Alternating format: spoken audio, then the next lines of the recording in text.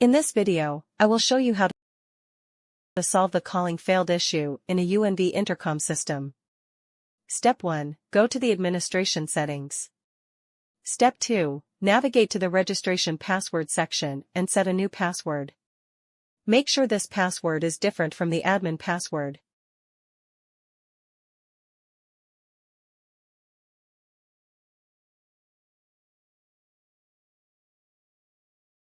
Step 3. Go to Device Discovery.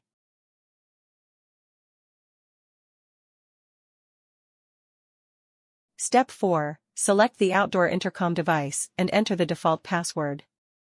Step 5. In the registration password field, enter the same password you set in Step 2.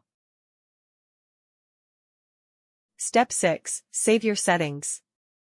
After following these steps, the intercom call feature should work successfully. Thank you for watching.